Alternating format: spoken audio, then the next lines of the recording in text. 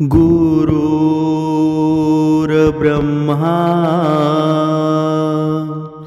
गुरुर्विष्णू गुरुर्देवो महेश्वरा सद्गुरु साक्षात परब्रह्म तस्मै श्री सद्गुरुवे नमः। जय जय रघुवीर समर्थ। सद्गुरु चरणांना नतमस्तक होऊन आपण या सुंदर सकाळच्या मनमोहक वातावरणामध्ये मायबाप सज्जनांना वंदन करून आपण या निरूपणास सुरुवात करूया। समर्थांनी सांगितलेलं आहे की मनुष्य चुकतो कुठे बरं? मनुष्य जिथे चुकतो ना, समोरच्याला जेव्हा कमी समजायला लागतो ना, त्याला असं वाटत असतं की बघा तो समोरचा व्यक्ती आहे ना, जो समोरचा मनुष्य आहे तो माझ्यापेक्षा अज्ञानी आहे, महामूर्ख आहे। पण समर्थांनी सांगितलेलं आहे की या जगामध्ये जेवढे जीव आहेत ना, त्याच्यामध्ये एक कोणती ना कोणती अशी सर्वश्रेष्ठ गोष्ट असते, ती प्रत्येकामध्ये नसते। जरी तुम्ही स्वतःला शहाणे समजत असाल, जरी तुम्ही स्वतःला ज्ञानी समजत असाल ना, तरी ते समोरच्यामध्ये जे गुण आहे ना, तो तुमच्यामध्ये कधीच नसणार आहे।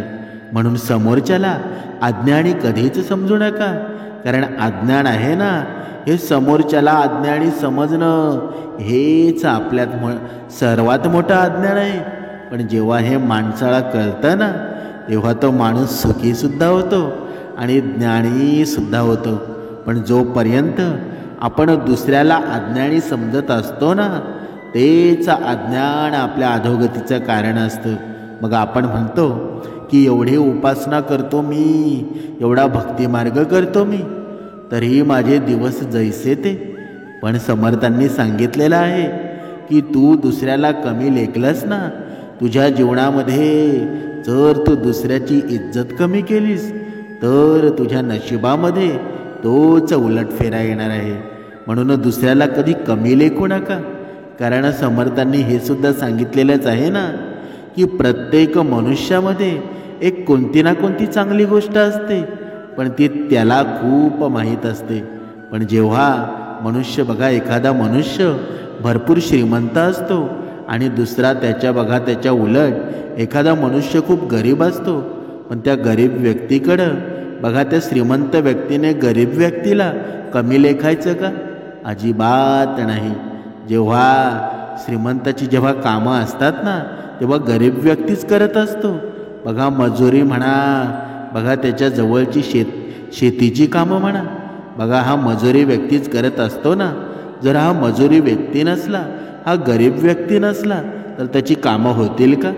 म्हणून त्याला कधीही कमी लेखू नका, कारण तो जगाचा पोशिंदा आहे। समर्थांनी सांगितलेलं आहे, जो गरीब व्यक्ती असतो ना, तो खरा श्रीमंत व्यक्ती असतो, आणि जो खरं श्रीमंत व्यक्ती असतो तो सगळ्यात गरीब व्यक्ती असतो। असं का बरं म्हटलं असावं? कारण बघा, जो चांगला शिक्षण घेतलेला व्यक्ती असतो तो स्वतःला ज्ञानी समजत असतो ना। बघा, तुम्हाला ऐकायला सुद्धा मिळालेलं असेल, तो कधीच देवाच्या सानिध्यामध्ये नसतो, तो कधीच भगवंताच्या जवळसुद्धा येत नाही, कारण त्याला अंधश्रद्धा वाटत असते। पण समर्थांनी सांगितलेलं आहे की जेव्हा तुझा अंतिम काळ जेव्हा जवळ येतो ना, तेव्हा तुला हे सर्व खरं खरं वाटायला लागतं की मी आयुष्यामध्ये जे पैसा कमवलं, धन कमवलं, भरपूर गोष्टी, गाडी बंगला सर्व काही घेतलं, पण आता शेवटच्या क्षणी माझ्याकडे काहीच राहिलेलं नाही आहे। मी एकटाच चाललो आहे, शरीरसुद्धा जमिनीवर ठेवून चाललो आहे, मग माझ्याकडे आहे काय बरं? काहीच नाही। म्हणून जो ज्ञानी व्यक्ती असतो तोच सर्वात अज्ञानी व्यक्ती असतो। जो स्वतःला खूप ज्ञानी समजतो ना, तेच सर्वात मोठं अज्ञान आहे। म्हणून समर्थांनी सांगितलेलं आहे की बघा, भगवंताची ज्याच्यावर कृपा होते ना, अज्ञानी व्यक्ती सुद्धा ज्ञानी होऊन जातो, कारण भगवंताची कृपा आहे ना, कधी कोणाच्या नशिबामध्ये काय लिहिलं आहे ना, कधीच सांगता येणार नाही. म्हणून आपले कर्म आहेत ते व्यवस्थित करणं हेच खरं जीवनाचं मूळ आहे ना. बघा, जेव्हा भगवंताची कृपा होते ना, कितीही अज्ञानी मनुष्य असो, कितीही त्याला काहीही करता येत नसलं ना, तरी तो रंकाचा राजा बनू शकतो. बघा, आपण एका उदाहरणाद्वारे स्पष्ट करूया. एका गावामध्ये खूप मोठा जमीनदार राहत होता आणि त्याला एकच मुलगा होता. तो महामूर्ख होता. त्याला लिहिता वाचता अजिबात येत नव्हतं. म्हणजे महामूर्ख म्हणजे ज्याला लिहिता वाचता येत नाही तो महामूर्ख असतो का? तर अजिबात नाही. बघा, बिचारा जमीनदार त्याला लिहायला वाचायला शिकवण्याचा खूप प्रयत्न करत होता. पण त्याचा मुलगा होता ना, त्याच्याकडून काही शिकू शकला नाही. एके दिवशी जमीनदार आपल्या मूर्ख मुलाला म्हणाला, बेटा, मी तुला काहीच लिहिता वाचता शिकवू शकलो नाही, म्हणून मी तुझ्यासाठी एक विद्वान गुरूंचा प्रबंध केला आहे. ते एका शहरात राहतात. तुला त्यांच्याजवळ राहून लिहायला वाचायला शिकावं लागेल. तेच तुला काहीतरी शिकवू शकतील. आणि जमीनदाराने आपल्या मुलाला दूर त्याच्या गुरुजवळ शहरामध्ये पाठवायचं ठरवलं. तो मुलगा पूर्ण 1 वर्ष आपल्या गुरूंजवळ राहिला. 1 वर्ष पूर्ण झाल्यानंतर तो परत आपल्या वडिलांजवळ येतो आणि जमीनदार आपल्या मुलाला पाहून खूप आनंदित होतात. तो आपल्या मुलाला म्हणाला, बेटा, एका वर्षामध्ये तुझ्या गुरूंपासून कोणतं ज्ञान ग्रहण केलंस तू? तेव्हा जमीनदाराचा मुलगा म्हणाला, बाबा, मी कुत्र्याची भाषा पूर्णपणे समजू शकतो. हे ऐकून जमीनदार आपलं डोकं आपटून घेऊ लागला. अरे देवा, पूर्ण 1 वर्ष तू तुझ्या विद्वान गुरूंबरोबर राहिलास आणि तू फक्त कुत्र्याची भाषा समजू शकतोस. तू फक्त एवढंच शिकून आला आहेस का, की अजून काही शिकला आहेस? बरं बघा, मी तुला शहरामध्ये पाठवलं, ती कुत्र्याची भाषा शिकवण्यासाठी पाठवलं नव्हतं. आणि जमीनदाराने आपल्या मुलाला परत एका नवीन गुरुजवळ शिकवण्यासाठी पाठवण्याचं ठरवलं. जेव्हा जमीनदाराचा हा मुलगा होता 1 वर्षानंतर आनंदाने आपल्या घरी परत आला, तेव्हा जमीनदार त्याला म्हणाला, बेटा, यावेळी पूर्ण 1 वर्षामध्ये तू काय शिकलास बरं? तेव्हा मुलगा म्हणाला, यावेळी मी पक्ष्यांची भाषा शिकलो आहे. एवढा ऐकताच जमीनदाराला खूप राग येतो. तो रागाने म्हणाला, अरे महामूर्ख, तू एवढा मूल्यवान वेळ आणि एवढा पैसा फक्त प्राण्यांची आणि पक्ष्यांची भाषा शिकण्यासाठी व्यर्थ घालवलास का? बघा, तुला लाज वाटत नाही का? तू माझ्या डोळ्यासमोर दूर हो, मला तुझं तोंडही पाहायचं नाही. आणि यावेळी मी तुला दुसऱ्या कोणत्या तरी गुरूंजवळ पाठवून देतो. पण जर तू तुला लिहिता वाचता शिकला नाहीस ना, तर मी तुझा बाप नाही. अशा मूर्ख मुलाबरोबर माझा काहीही संबंध नाही. जमीनदाराने यावेळी आपल्या मूर्ख मुलाला एका तिसऱ्या गुरुजवळ ज्ञान ग्रहण करण्यासाठी पाठवायचं ठरवलं. आणि 1 वर्षानंतर मुलगा जेव्हा परत घरी येतो तेव्हा जमीनदार म्हणाला, बोल बेटा, यावेळी तू काय शिकून आला आहेस? मुलगा म्हणाला, यावेळी मी बेडकांची भाषा शिकलो आहे. एवढा ऐकताच जमीनदार रागाने लाल बुंद झाला आणि मुलाला 2-4 कानाखाली वाजवल्या. मग आपल्या नोकरांना आवाज देऊन म्हणाला, तुम्ही सर्वांनी कान उघडे ठेवून ऐका. आजपासून हा मुलगा आहे ना, हा मुलगा माझा नाही, मी याचा वडील नाही. तुम्ही या मुलाला माझ्या घरातून बाहेर काढून जंगलामध्ये सोडून द्या. मला या मूर्ख मुलाचं तोंड सुद्धा पाहायचं नाही. आणि जमीनदाराचे नोकर त्या मुलाला उचलून एका घनदाट जंगलामध्ये सोडून येतात. तो जंगलामध्ये इकडे तिकडे भटकत होता आणि दिवसभर जंगल फिरून फिरून तो भुकेने आणि तहानेने व्याकुळ झाला होता. चालत चालत तो एका गावामध्ये पोचतो आणि त्याला गावाच्या हद्दीवर एक मोठा वाडा दिसतो. मुलानं विचार केला की मी आजची रात्र आहे ना, ती याच वाड्यामध्ये घालवतो. त्याने वाड्याच्या चौकीदाराकडे वाड्यात एक रात्र राहण्याची परवानगी मागितली. चौकीदाराने त्याला वाड्याच्या मालकाजवळ पाठवलं आणि तेव्हा तो मालक त्या मुलाला म्हणाला, मी तुला या वाड्यामध्ये राहण्याची परवानगी तर देऊ शकतो, पण वाड्याच्या आतमध्ये तळघर आहे. त्या तळघरात जंगली कुत्रे राहतात. ती माणसाला फाडून खातात. थोड्या वेळापूर्वी त्यांनी एका माणसाला मारून टाकलं आहे आणि सगळं गाव या कुत्र्यांपासून त्रासलं आहे आणि या वाड्यातले फक्त तळघरच रिकामं आहे. मला तर नाही वाटत हे माहीत झाल्यानंतर कोणीही या तळघरामध्ये राहू शकेल. मुलगा हे सगळं ऐकून जराही घाबरला नाही, कारण त्याला त्या कुत्र्यांची भाषा चांगल्या प्रकारे समजत होती. तो वाड्याच्या मालकाला म्हणाला, ठीक आहे दादा, तुम्ही मला त्या भयानक कुत्र्यांबरोबर एक रात्र घालवण्याची परवानगी द्या, पण पहिल्यांदा मला त्या कुत्र्यांना खायला घालण्यासाठी काहीतरी द्या, म्हणजेच ती कुत्री आहेत ना माझ्या अंगावर धावून येणार नाही. वाड्याच्या मालकाचा त्या मुलावर विश्वास बसला नाही, कारण ती कुत्री मोठमोठ्या पैलवानांच्या पण वशमध्ये येत नव्हती. तरी पण त्या वाड्याच्या मालकानं कुत्र्यांसाठी भरपूर खायला दिलं. त्याला त्या कुत्र्यांपासून सुटका करून घ्यायची होती. तो स्वतःच्या मुलाला आपल्या वाड्याच्या तळघरापर्यंत सोडून आला. जेव्हा तो मूर्ख मुलगा त्या कुत्र्यांजवळ पोचला तेव्हा त्या कुत्र्यांमधला एकही कुत्रा त्याच्यावर भुंकला नाही, तर प्रेमाने त्यांच्यासमोर शेपूट हलवू लागले. जेव्हा खाण्याचं सामान त्या कुत्र्यांसमोर ठेवलं ना, तेव्हा सगळे त्याच्यावर तुटून पडले. मग मुलाने त्या कुत्र्यांबरोबर सगळी रात्र घालवली आणि दुसऱ्या दिवशी सकाळी तो मुलगा जेव्हा वाड्याच्या मालकासमोर गेला तेव्हा त्याला पाहून वाड्याचा मालकसुद्धा हैराण झाला. त्याला हैराण पाहून मुलगा म्हणाला, कुत्र्यांनी मला त्यांच्या भाषेमध्ये सांगितलं की ते एवढे जास्त का भुकतात आणि का ते या ठिकाणच्या लोकांना हानी पोचवत आहेत. खरं तर त्यांना एक शाप मिळाला आहे आणि त्यांना एका खूप मोठ्या खजिन्याची देखभाल करावी लागते. तो खजिना याच वाड्याच्या तळघरामध्ये पुरूनसुद्धा ठेवला आहे आणि जोपर्यंत तो खजिना तिथून काढला जात नाही ना, तोपर्यंत त्या सर्वांना शांती मिळणार नाही. बघा, वाड्याच्या त्या मालकाला त्या मुलावर विश्वासच बसला नाही. एवढे भयंकर कुत्रे असे कसे करू शकतात? तो म्हणाला, ठीक आहे, मी तुझ्या बोलण्यावर तेव्हाच विश्वास करेल जेव्हा तू स्वतः तो खजाना तळघरातून घेऊन येशील.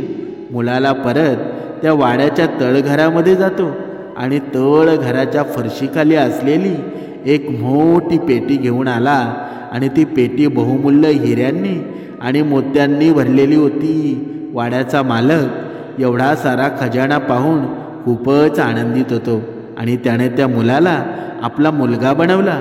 खजाना काढल्यानंतर कुत्र्याचं भुकणं पण बंद झालं. बघा, सगळं गाव आता निश्चिंत झालं होतं. काही दिवस त्या वाड्यात राहिल्यानंतर त्या मुलानं दुसऱ्या राज्यात जाण्याचा निर्णय घेतला, कारण त्याला तिथे राहून खूप कंटाळा आला होता. जाताना रस्त्यात एक खूप मोठा नाळा होता आणि त्या नाळ्यामध्ये भरपूर बेडूक राहत होते. ते खूप मोठ्याने ओरडतसुद्धा होते. त्या मुलानं त्या बेडकांचा आवाज ऐकला आणि बेडकांचं बोलणं ऐकून खूप दुःखी होतो, कारण काही दिवसानंतर तो त्या राज्यात पोचला. तेव्हा त्याला समजलं की या राज्याच्या राजाचा मृत्यू झाला आहे. राज्यातल्या सगळ्या लोकांमध्ये अशांती निर्माण झाली आहे की आता त्या राज्याच्या पदावर कोणाची निवड करायची.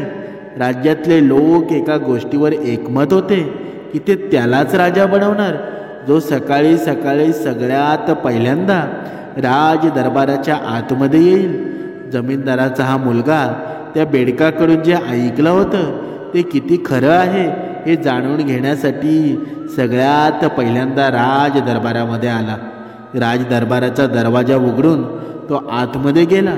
तेव्हा राज दरबारात असलेल्या सर्व लोकांनी त्याला विळखा घातला.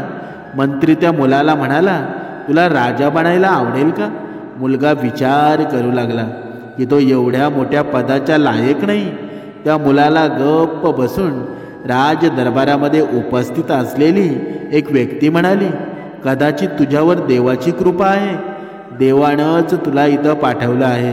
आम्हा सर्वांच्या निर्णयानुसार तूच राजा होण्याच्या लायक आहेस. मुलगा त्या सर्वांचं बोलणं ऐकून खूपच विचारामध्ये पडतो, पण त्याच वेळी त्याला महलाच्या भिंतीवर असलेल्या 2 कबुतरांचं बोलणं ऐकू आलं, ज्या आपापसामध्ये म्हणत होते की या मुलाने हे पद ग्रहण करायला हवं, कारण हीच देवाची इच्छा आहे. मुलाने हे कबुतराचं बोलणं ऐकताच त्या पदासाठी हो म्हणाला आणि राजाच्या गादीवर बघा बसल्यानंतर ते 2 कबूतर त्या मुलाचे मार्गदर्शन करू लागले आणि तो काही दिवसातच सर्वात चांगला राजा बनला. सगळे लोक त्याचा सन्मान करू लागले.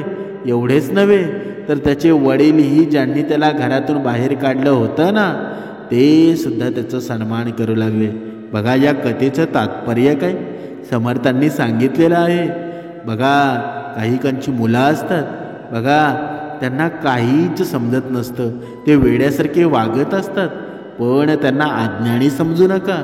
तुमच्या नशिबामध्ये जे काही आलं आहे ना, ते देवाने दिलेलं आहे, ते सर्वश्रेष्ठच आहे. नाहीतर मागच्या जन्मी बघा काहीतरी आपल्याकडून वाईट गोष्टी घडलेल्या असतील, त्यांचे जे दुःख आहे ना, ते वाईट गोष्टींचं प्रायचित्त समजावं. म्हणून समर्थांनी सांगितलेलं आहे, आयुष्यामध्ये कुणालाच कमी समजू नका. कारण जेव्हा देवाची इच्छा असते ना, बघा रंकाचा सुद्धा राजा बनवतो. म्हणून कुणाला कधीच अज्ञानी समजू नका. समर्थांनी सांगितलेलं आहे की आपण महाभारतामध्ये सुद्धा पाहिलं असेल की धर्मराजाला बघा, धर्मराजाचे डोळे उघडणारा तो भीमच होता ना. कशा प्रकारे धर्मराजाचे डोळे बघा भीमाने उघडले.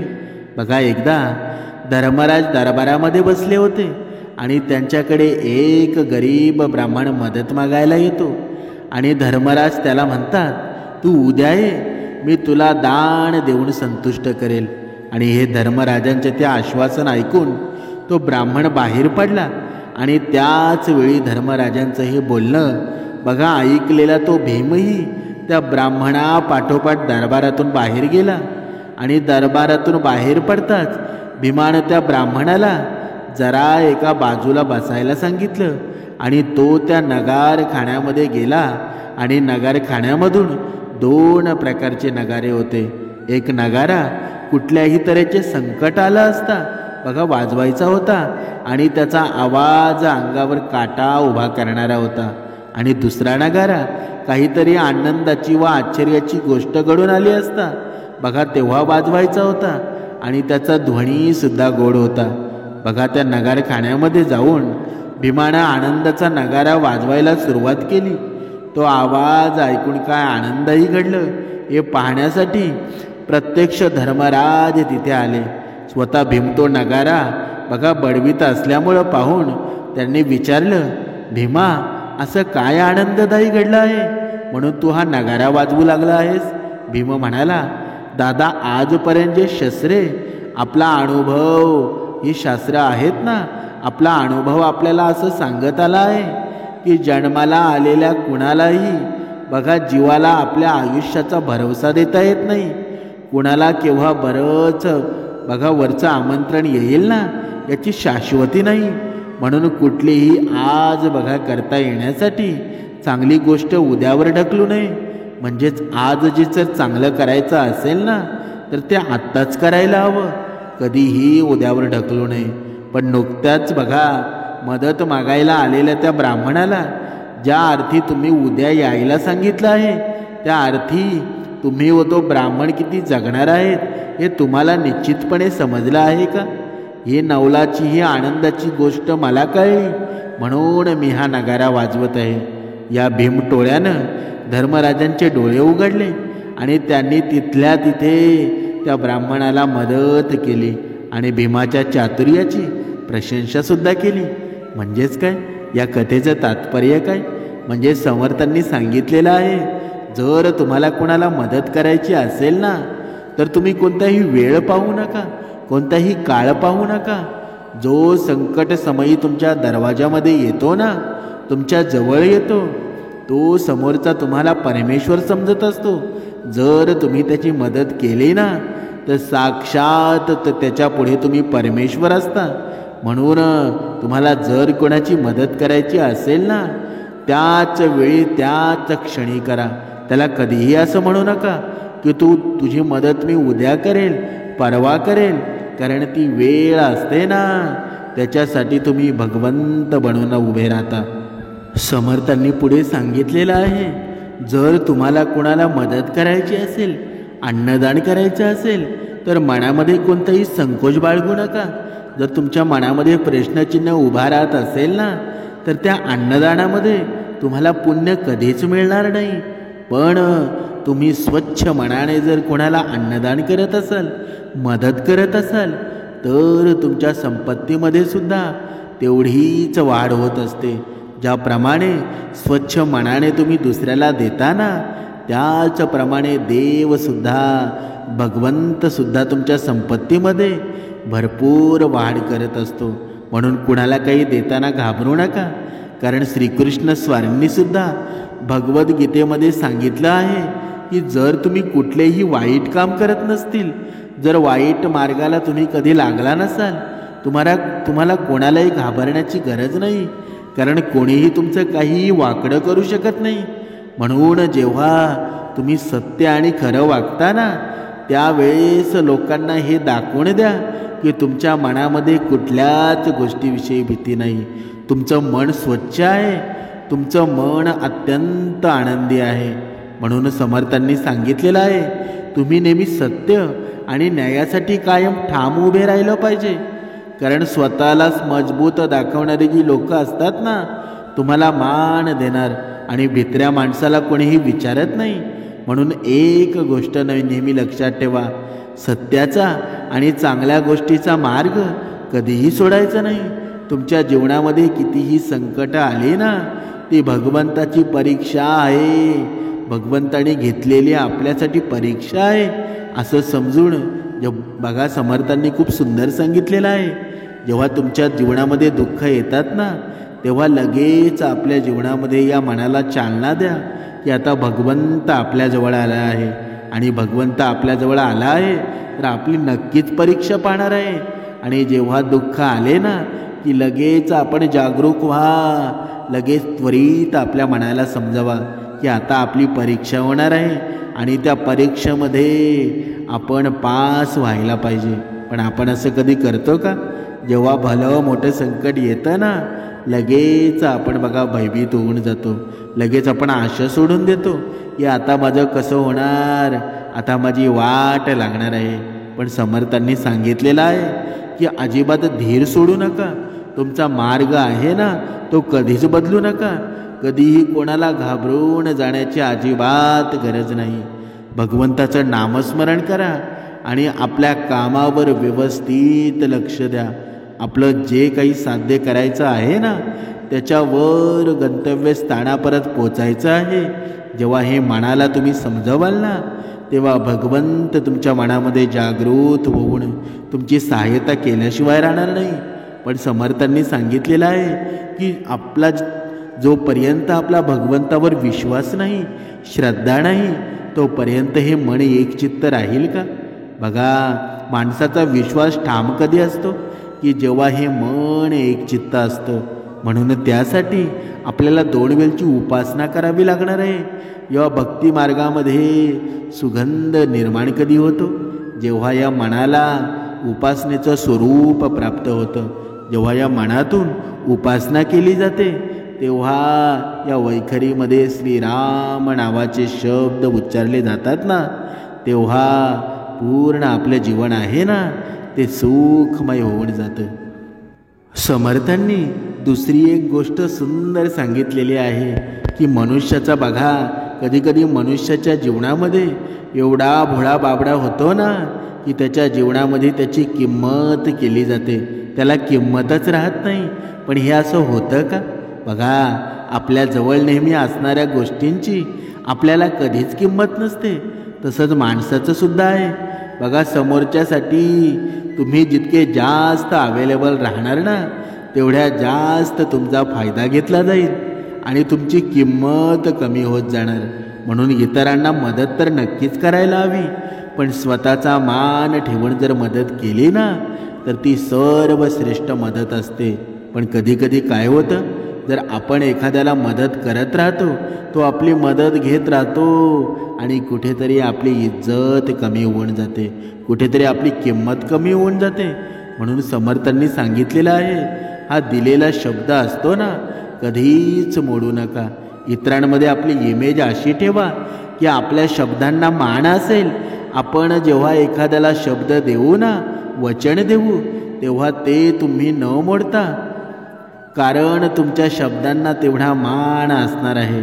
हे कलियुग आहे ना. असं म्हणतात की इथं खऱ्यापेक्षा खोटं जास्त वावरतं, फसवणूक करणारे जास्त मिळतात. अशी वेळेस आपण इमानदार राहून आपल्या शब्दाला जागणं गरजेचं आहे ना. जो स्वतःचा शब्द पाळतो तो इतरांच्या नजरेमध्ये कायम महत्त्वाचा आणि सन्माननीय असतोच ना. म्हणून समर्थांनी सांगितलेलं आहे की वेळेची किंमत आहे ना, ती प्रत्येक मनुष्याने करायला हवी. मग ती वेळ असो किंवा इतरांची असो, म्हणजे आपली असो की इतरांची असो. बघा, इतरांना भेटण्यासाठी आपण ठराविक वेळ दिला आहे आणि आपणच त्या वेळेला तिथे हजर नसू, याला काही अर्थ आहे का? वेळेची किंमत आहे ना. न करणाऱ्या माणसाची वेळ ही कधी किंमत करत नाही, म्हणून इतर लोकही कधी किंमत करत नाहीत. म्हणून वेळेची किंमत करा. ज्याला वेळेची किंमत असते ना, तो सर्व सुखीसुद्धा होतो आणि श्रीमंतसुद्धा बनून जातो. आपल्या वेळेच्या बाबतीमध्ये कायम बघा, स्वतःशी बघा, सत्य वागा. मग ती वेळ इतरांना दिलेली असो किंवा स्वतःच्या कामासाठी दिलेली असो, ज्या त्या वेळेमध्ये काम पूर्ण करा. आणि वक्तशीर असणारी व्यक्ती असते ना, ती प्रत्येकालाच आवडत असते आणि त्याचा वेगळा प्रभाव समोरच्यावर पडत असतो. म्हणून कायम लक्षात ठेवा, तुमचं जे काही क्षेत्र असेल, व्यवसाय असेल, नोकरी असेल, त्यात यशस्वी व्यक्ती व्हा. तुम्ही ज्या क्षेत्रामध्ये काम करत आहात ना, त्या क्षेत्रात तुमचं सर्वोत्तम देण्याचा प्रयत्न करा. तुमच्या कामाकडे आणि तुमच्याकडे बघून इतर लोकांना तुमच्याकडून काहीतरी घेण्याची आणि शिकण्याची इच्छा व्हायला हवी. म्हणून इतकं तुम्ही तुमच्या कामामध्ये, क्षेत्रामध्ये यशस्वी असायला हवात. पण मनुष्याचं मात्र चुकतं कुठे? या सर्व गोष्टी त्याच्याजवळ असतात, पण समाधान नावाचं हे सुख आहे ना, त्याच्या जीवनामध्ये कधीच नसतं. नुसता पैशासाठी एवढा धाव करतो ना, हे काम कर, ते काम कर, पण स्वतःसाठी वेळ मात्र कधी त्याच्याकडे राहतो का? कधीच राहत नाही. म्हणून समर्थांनी सांगितलेलं आहे, जेवढं जीवनभर आपल्याला पुरेल ना, तेवढी जर आपल्याकडे संपत्ती जर असेल ना, तर वेगळा हव्यास करण्याची काहीच गरज नाही. तेवढी संपत्ती घेऊन बघा, तुझं जीवन आहे ना, परमेश्वराच्या भक्तीमध्ये व्यतीत कर. परमेश्वराच्या नामस्मरणामध्ये तुझं चिंतन कर. बघ, तुझ्या जीवनामध्ये परमेश्वर सुद्धा तुझ्या जीवनामध्ये सुख निर्माण करेल, समाधान निर्माण करेल. नाहीतर तुझं आयुष्य संपून जाईल ना, तेव्हापर्यंत तुला कामं संपणार नाही. हे माणसाचं हे वय आहे ना, बघा, हे माणसाची ही बुद्धी आहे. हा जेव्हा पैसा दिसतो ना, तेव्हा त्याचं मन भरकटत जातं, तेव्हा त्याचं मन स्थिर राहत नाही. म्हणून समर्थांनी सांगितलेलं आहे की ही पैशाची हव्यास आहे ना, जेव्हा तुला वाटेल ना की मला एवढे पैसे पुरेसे होतील, तेव्हा तुझं काम थांबव आणि भगवंताच्या मार्गामध्ये लाग. तुझ्या जीवनाचं सार्थक झाल्याशिवाय राहणार नाही. म्हणून समर्थांनी सांगितलेलं आहे, माणसाचं हे व्यक्तिमत्व आहे ना, स्पष्ट असायला हवं, सडेतोड असायला हवं. तुमच्या बोलण्यामध्ये आत्मविश्वास असायला हवा. स्पष्ट व्यक्तीपणा असतो ना, कारण घाबरणाऱ्याला आणि दबून राहणाऱ्या लोकांना समाज किंवा समाजातील इतर लोक असतात ना, आणखी दाबण्याचा प्रयत्न करत असतात. त्यामुळं आपलं मत आहे ना, हे ठाम असू द्या. आपल्याला कोणीही बघा पोसायला किंवा भाकरी द्यायला येत नाही. आपण स्वतःच्या मेहनतीचं खातो. म्हणून आपल्या बोलण्यामध्ये स्पष्ट वक्तेपणा असू द्या. कोणालाही घाबरवून किंवा दबून राहण्याची गरज नाही. एक गोष्ट कायम लक्षात ठेवा, तुम्ही जेवढे जास्त घाबरून जाल ना, दाबून राहणार, तेवढा जास्त तुम्हाला दाबण्याचा प्रयत्न होणार आहे. म्हणून कायम समोरच्या नजरेमध्ये नजर मिळवून बोला. तुमच्या स्पष्ट व्यक्तीमुळे लोक तुमच्या वाट्याला जाणार नाही आणि तुम्हाला कमीसुद्धा समजणार नाही. पण या उलट जर असा आपला स्वभाव असेल आणि जर या उलट आपण भक्ती मार्गामध्ये समर्थांचं नामस्मरण केलं, सद्गुरूंचीही 2 वेळची उपासना केली, तर आपल्या जीवनामध्ये बघा इकडे धनसुद्धा येईल, आपली किंमतसुद्धा वाढेल आणि आपल्या जीवनामध्ये आनंद निर्माण होईल. कारण बघा एका बाजूला धन संपत्ती असते आणि दुसऱ्या बाजूला समाधान असतं. हे दोन्ही जेव्हा एकत्र येतात ना, तेव्हाच मनुष्य आनंदी होत असतो, तेव्हाच मनुष्य सुखी होत असतो. आणि जर बघा एका वेळेला दौलत आणि धन संपत्ती नसेल तरी चालेल, पण समाधान माणसाच्या जीवनामध्ये असायला हवा. हा समाधान असतो ना, मनुष्याच्या जीवनामध्ये सुख निर्माण करत असतो. बघा काही लोक असतात, त्यांच्या जीवनामध्ये एवढं धन संपत्ती असते ना, तरीसुद्धा ते समाधानी नसतात. कधी कुणाची बायकोच आजारी असते, कधी कुणाचा मुलगाच आजारी असतो, कधी कुणाची आईच आजारी असते. पैसा भरपूर असतो, पैसा वाऱ्यासारखा असतो, पण खायचं काय हे त्याला जमत नाही. काही लोक असतात बघा, डॉक्टरने सांगितलेलं असतं की तुम्हाला हे खाता येणार नाही, ते पिता येणार नाही, म्हणजे नुसतं त्यांना पैसा समोर दिसतो, खाण्यापिण्याच्या वस्तू समोर दिसतात, पण त्याला मात्र हात लावता येणार नाही. असं आयुष्य जगून बघा काही फायदा आहे का? म्हणून जे काही आपल्याकडं आहे ना, ते चांगलं मानून पुढे जाण्याची गोष्ट निर्माण करा. तुमच्या जीवनामध्ये भक्तीचा रस निर्माण करा. समर्थांचे हे वचन आहेत ना, ते कधीच वाया जाणार नाही, ते तुमच्या जीवनाचं सोनंच करतील. म्हणूनच समर्थांचीही सद्गुरूंचीही उपासना करा आणि तुमच्या जीवनामध्ये श्रेष्ठत्व निर्माण करा. जय जय रघुवीर समर्थ.